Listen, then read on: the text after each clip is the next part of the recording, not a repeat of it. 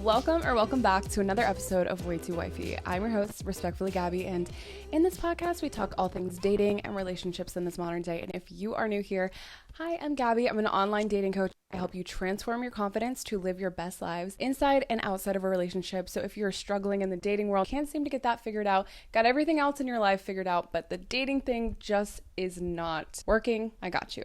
If you seem to attract the same asshole that keeps coming in your life and you think they're different and then figured out that they're the same thing as what you attracted before, I am here for you. I've been there. I've helped clients through this. And if you are interested in hearing a little bit more, hit the link in my bio to find out a little bit more about the packages that I have to offer. If you're just looking for a one-off thing, we can do that. If you're looking for a long-term transformation, we can also do that, okay? We got options here. But I will say, guys, I'm in London right now, okay? And we are living out here. I gotta be honest with you guys. I recorded this episode last week in intention to upload and post on time on the Tuesday as scheduled. But I recorded an entire episode and I'm like, I hate this. I hate everything about it. I don't feel like I got the point home. Just everything about it, I'm not happy with. I'm not posting this. Crazy how impactful your energy is. I just wasn't in the right energy. I feel like every time I post an episode where my energy isn't fully present and fully there, my episodes tend to do a lot worse than if I was like fully present and fully passionate about what I'm speaking about. So your energy really matters, and I didn't want to just to post because I feel like this is a huge valuable topic. I also have been going through these like weird like emotions being here, and I've been like a sad girl since being here. It's really weird because I'm not usually, we can blame it on a lot of things. There's a solar eclipse right now. I'm probably PMSing and it's been a little bit gloomy, but I really truly feel like first of all, I'm loving it here. I actually love London. Here's the thing. My work hours, I'm still working American hours, and basically, which leads me to work like from the afternoon here to like 10 o'clock at night, and most things close at 11 o'clock at night. So I really only have like 30 minutes after work to like, if I wanted to do something, is it really worth it at the point? And then also obviously on weekends. So I just feel like it's been a bit isolating in that sense because I haven't really been able to like meet new people and like experience new things because my schedule's not really permitting that, and it's making me feel a little bit isolated.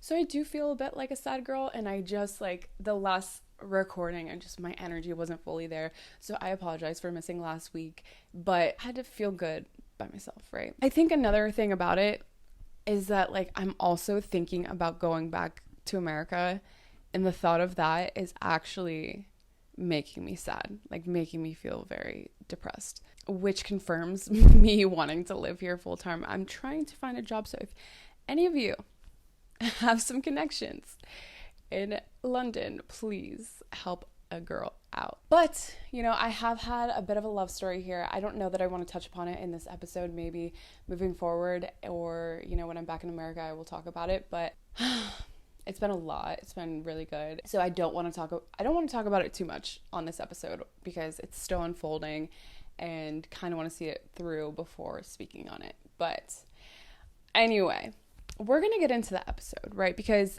this topic I'm actually super passionate about. This is something that for years I have been doing, and for years I have been failing at dating, right? Not learning, okay, not failing, but maybe not so much recently, but definitely throughout my 20s I have struggled with this and seeing someone for their potential. And I think there's two kinds of potentials that you could possibly be falling for. So there's the potential of, hey, this person is working toward being better and, you know, they're going for their master's or they're going for this higher goal, going to therapy, they're putting work into themselves, seeing that as potential. It's like, okay, great, that's fine.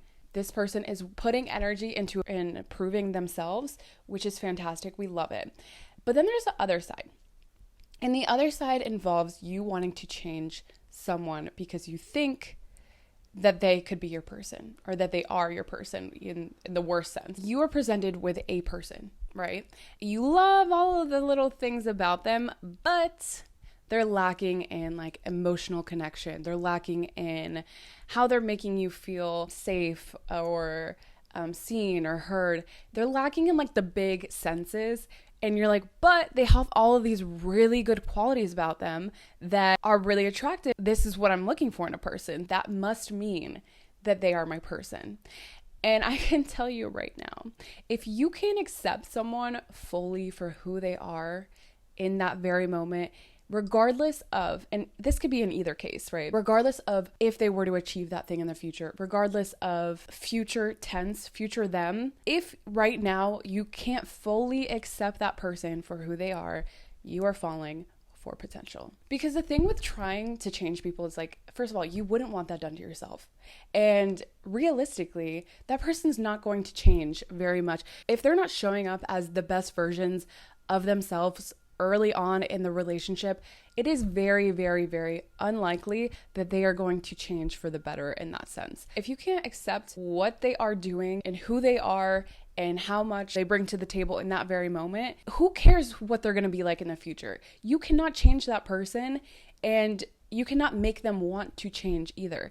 I think there's so many times, especially with like reality shows where it's like you meet them so quickly and then they're trying to make it work, like a Love is Blind, like a 90 Day Fiance, like a Married at First Sight, any of those kinds of reality dating shows.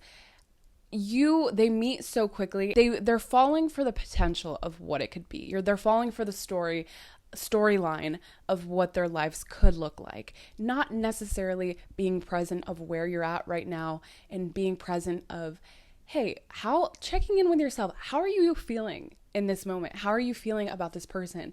If you are saying to yourselves, well, they're really great, they're really hot, they're really successful, they're a great person, they volunteer and they like work with kids and they just are such a stand-up person, but they're not treating you the best. And realistically, they are looking at you as this like sexual object, or, they're not really putting in very much effort. They're breadcrumbing you. They're doing all the things, but, they are a really great person. So you're painting this idea of this person in your head of what they could be, because you see other things, other qualities, other good qualities about this person. And a lot of the qualities that we actually see in people, which is usually, oh, well, they're really successful or they're really good looking. I could tell you right now, and I've said this many, many, many, many times in past videos, if that is the case, if you're really like, take away their looks, take away their success, would you still be interested in this person, core of who they are? Because a lot of times I think we trick ourselves into liking someone because of these things, and it's not actually, we don't actually like this person. It's just because they have these good qualities. So we're painting the picture of what they must be like. I think this happened to me, if I'm being honest, more so recently, of the past London guy that I was talking to. And if you've been following along, you understand. But I could just give you a quick breakdown.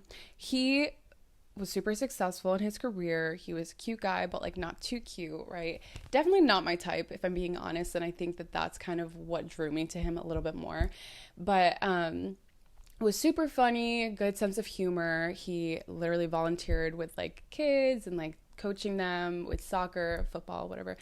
And was just like overall, and would tell me things like, oh, when I am in relationships, I really love doing like small things and like getting little gifts and like showing like acts of service of like how I care. I'm really attentive to their needs, telling me all these things. So in my head, I'm thinking, this is great. This is exactly what I'm looking for. I love this. I fell for this idea of like, how cute would this be if this happened, right? And then here's really what ended up unfolding. We met up and he just did not respect my boundaries at all. Really viewed me as like this sexual object. I'm like, this does not feel like my person at all.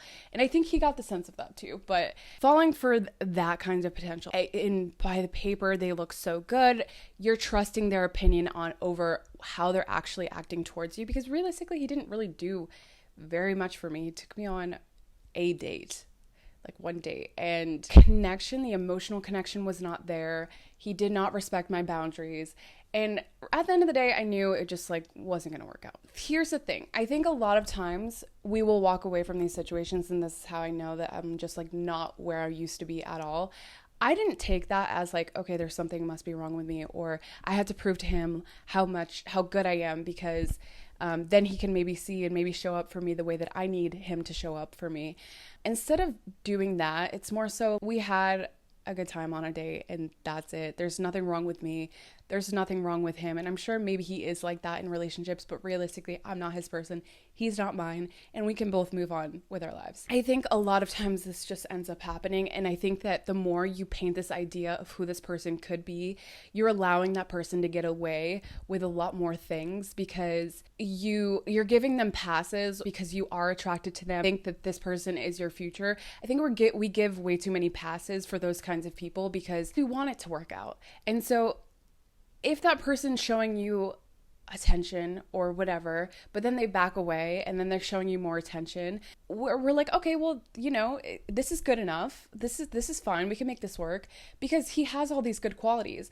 And this definitely happened in my last relationship, where he looked great on paper, but was he my person? Was he emotionally available for me? Did we feel very connected? Absolutely not. But I waited 2 years to make the decision of like, I cannot do this anymore. He was lacking the places where it mattered most. Yes, did I find him attractive? Yeah. Stability is there. I can trust that he's not going to go off and do whatever. All of these things that I was looking for in a partner, besides the things that actually matter. I want to get into like ways that you can tell if you are falling for potential, because I think that a lot of times when we're in the moment and it's happening and you're talking to someone, you feel good about it, and you're not fully being real with yourself about what the situation is, because you are looking so far ahead in the future of what your lives together could look like. So some signs that you could be falling for potential are as followed. If you took away, and I kind of mentioned this before, but if you were to take away their qualities about them that you like, take away their looks, take away their success, if you were to take away those things, would you still have feelings for this person? And if we're all being real with ourselves here, I think a lot of times there are times where you like those ideas of like, this person seems to be giving me this certain kind of image, this certain kind of status, this certain kind of lifestyle stability that I'm looking for, and that I find that extremely attractive. And we tend to outweigh those qualities as opposed to things that actually matter. Like, do you feel seen? Do you feel heard? Do you feel like you can be safe around them? Do you feel good around them? Be real with yourself. This is going to take a lot of self-awareness in order to really be okay with where things are going. If you were to take those things away, would you actually still like this person? Because if the answer is no, you have your answer. Keep it moving. Okay? Because really, most of us, and unless you're like, okay, well, I just want a sugar daddy and that's just what it is, get your back. This probably isn't the podcast for you, but unless you want to just deal with the bullshit and, get your bag, then really tune in here, because you're going to save yourself a whole lot of hurt and heartbreak and all the other bullshit. So if you take those things away, how are you really feeling about the person? Number 2, how is your nervous system reacting around them? Like, do you feel like you're on edge? Do you feel like you can be yourself? These things matter more than you could even imagine. Because if you're not feeling like you're seen, like you're heard, like you're understood, I can tell you that long term, you're never going to feel good in the relationship. You're never going to feel like those things don't change. If you feel like you have to be a certain way, you don't feel like you can fully relax around them. If you feel like you're always waiting for like a text from them and you feel like you can't really focus on the moment, like, yes, it's okay to be excited about someone, right? But if you're always on edge of like, when are they going to text? What are they doing? Why aren't they texting me? Or you just feel nervous around them, if you feel like your body is reacting like a certain way. For me, I always get gut issues of like, I just don't feel good. Like I want to like throw up, or my stomach is in a lot of pain whenever I'm with the wrong people. I know right away that someone is not for, and it's not even always in a romantic sense. I've had friends that I've been friends with that I have had terrible stomach issues around, and just realized that those people did not have my best intentions at heart. So anyway, how do you feel? Listen to your body, because it's a huge indication that that person may not be right for you. And it's okay to be a little bit nervous around someone, because You know, some of us just get nervous around new people, and that's totally cool. But if you're like overly nervous, you're probably putting this person on a pedestal that they do not deserve to be on. Number 3, you like the idea of that person, but not how they treat you. And this is like the story that I was telling you about with the other London guy that I was talking to. He was such a great guy in every sense. Like he's a good person. Like I have nothing negative to say about him, honestly, but he's funny, like he's cute, he's, you know, he has a lot of things going in his favor. But the thing is, he wasn't treating me the way that I needed to be treated. He wasn't curious about me. He didn't ask me any questions. It was very sexually driven. And the only time I really felt seen around him was when there was like a sexual conversation. And if this is what's happening for you, please just take it as an indication to just keep it moving, because honestly, you deserve to be validated in other senses. I think a lot of times, especially with like daddy issues, let's be real here, especially with daddy issues, if you only are feeling seen in a sexual sense, a lot of my time through college, this was my story. If you're only being seen in a sexual sense, you have a lot of internal work to do.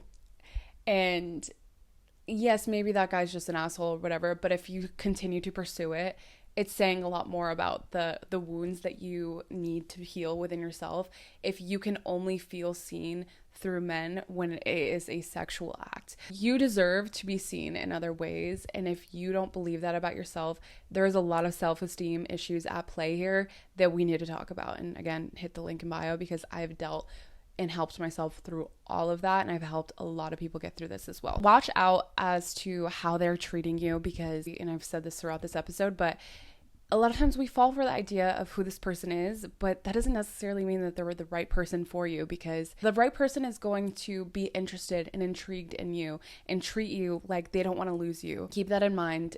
Just because that person's a really great person and they have all these really good qualities, that doesn't mean that they're the right person for you. It only takes one, and maybe that's just not the one. Number whatever, I forgot what number we're on. You get bored quickly. Okay, if you are a person that gets really bored really quickly, you are likely that person that's going to be chasing that high of feeling like, oh, I'm so interested and I'm so intrigued and I love this feeling in the beginning, and it feels so good, and I'm in love and I feel like fantastic.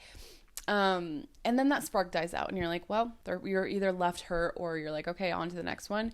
If you're chasing that high feeling, it's very likely that you're falling for that person's potential, because not everyone, it is very rare to find someone who is like really fully for you, has good intentions, you know, also compatible, the chemistry's there. It is really hard to find that one person, right? It only takes one. If you are continuously hopping from person to person, it's very likely that you are chasing that feeling and want to paint this fantasy of what could be with each and every person. And trust me, I'm not calling you out, because I've probably calling myself out here of what I used to be like, because realistically, I used to jump from relationship to relationship, not relationship, but like talking phase, situationship, whatever, to the next. And because I got bored, or I invested my time and energy into these people that I know wasn't going to pan out just because it felt good in the moment and whatever. But if this is you, you may be emotionally unavailable. You may be wanting to paint this fantasy of what could be. Relationship is going to take a lot of work, communication, and effort to make it happen. So if you are not willing to put in that work, realistically, it's not going to work out. Okay. But moving on to the next one, you can't be present with your friends or family. This one is so huge. I feel like I've seen so many people, and like, I'm not even just saying people because I've been there, I've done this. This is like huge with me, and it has a lot to do with having that anxious attachment style, but not being able to like fully be present when you are with other people besides that person. I think in my last situation, when I was talking to this other London guy before, when I was just visiting for the weekend, when everything went down and I knew things were kind of off, I didn't feel right. Like, I felt like I couldn't fully be present with my friends that I came there with to have a good time. Like, and I feel like that was kind of unfair to my friends too, because I'm like constantly in my head about like everything that just like went down. If you can't be present and you feel like you're just waiting for the text or you're waiting for that person to get back, this is a really good sign that you could be falling for that potential of who this person could be, because realistically, it's probably not your person. Your person is going to make you feel safe, seen, heard, whatever. You can tell when someone's not in the best relationship because it seems like they're constantly on edge. They don't feel present with you. They're checking their phone constantly. And if this sounds like you, really tap into how you feel. I've been there. I've seen it happen. I've seen like friends, family members be this way, and it is just not the energy that you want to have. Your nervous system is begging you to be in a healthy relationship or to attract a healthy relationship. You're only there because you feel like it's something that you're used to. If this sounds like you, if you're not able to be present because your mind is completely somewhere else, really look into it, because I can tell you every healthy relationship that I have seen, that person's able to leave their partner and it just be like, okay, like I don't have to even look at my phone. I'm not worried about what they're doing. It's safe. It's like, let me hang out with my friends, let me hang out with my family, and it just be a good time. There's no exceptions to that. Did he ask you anything to get to know you, or was it sexually driven? And I kind of already touched upon this, but if it feels more sexual, it probably is. I think most guys that are serious about you, that want to take you seriously in a relationship, aren't even going to bring up sex, anything of that nature, or be like overly affectionate because they want you to feel safe. They don't want to risk the fact of losing you in order to, get one off. They want to respect you and your boundaries. I think that's what it comes down to. Keep in mind, if a guy is way too overly sexual in the beginning, that's probably where his intentions are. Probably doesn't have a lot of long-term plans for you. I'm not saying that this is so black and white, because it could be whatever, but usually if it's very sexual in the beginning, red flag, that's usually his intentions for you are showing, okay? And listen to those intentions. He can say all he wants, like, yeah, I'm looking for a relationship, but if he's so sexually driven and keeps bringing those conversations up and asking for inappropriate things right away, where that guy's head's at. Because has he asked you a single question to get to know you? Is he curious about your life? Is he curious about, how you feel and like what you value, these types of things? Is he asking any of these questions? If he's not ready for a real relationship.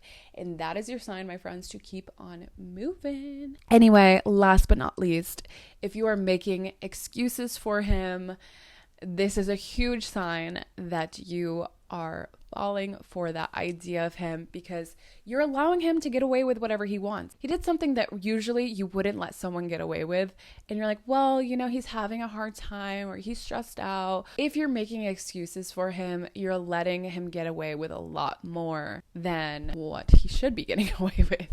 If it's like if something that you believe yourself, or is it something that you're like, well, they can do that. They can get away with that because I really do see a future with this person. And if that's the case, you're probably falling for the potential of what someone could be and not necessarily accepting them for where they're at.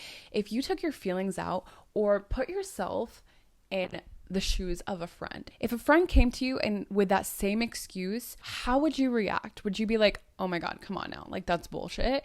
Or would you be like, okay, that's reasonable, that's fine? And I think sometimes it is hard to determine, especially when you're in the moment and you're like, oh, well, it's fine because he just has this going on. But say, like, for instance, like there was a situation where you wanted to meet your guy, you wanted your guy to meet up with you and your friends. And last minute he decides to pull out because his friends are doing something more fun and he wants to go do that. And you get to your friends and you're like, oh my God, well, like he's busy, like he had other things going on. If your friend came to you with that same excuse, roles were reversed and her guy decided to bail last minute, would that be okay with you? Because that sounds like the biggest bullshit lie. But whatever the case may be, put yourself in the shoes of a friend. If a friend came to you and said the same thing, would you be like, that's bullshit? Or would you be like, okay, that's reasonable? I think that the more you're continuing to make excuses for someone, it's a clear sign this person's not right for you. But let's stop falling for potential in 2024 and really just through the rest of this year. I'm tired of seeing like these girls with these scummy scums of the world and giving them validation that they can get away with whatever they want to. I think that the more that we are self-assured and the more that we are not going to put up with any bullshit, the more that we are training these men to be better and show up better. And just let's continue to like put ourselves in the driver's seat here, because we are the controllers of our lives. And I don't know where I'm going with this, but it sounded good in the moment. You know, I think it's really easy to fall into the trap of falling for potential. And yes, this person could be the best thing ever, but if they're not the best thing to you and for you, then it's worth letting go. Okay. And it doesn't matter how good of a person they are, how much money they have, how attractive they are, how much they bring to the table. It does not matter if they are not treating you with the utmost respect and curious and want to get to know you, your life, your feelings, your everything, your values. If they're not interested, let them go, give them space, and allow them to step up to the plate. Stop fucking putting these people on a pedestal, because you are the prize. Okay. And that is it for this week's episode. And if you like this episode, please hit the 5-star rating. It really, truly helps me grow this podcast a lot. And it also, guys, I am really trying to grow here. If we don't see a lot of growth, then we are just probably not going to continue with this. So please, if you could, hit the 5-star rating, leave that thumbs up, turn on your bell notification so you'll never miss another episode. And I will see you all next Tuesday.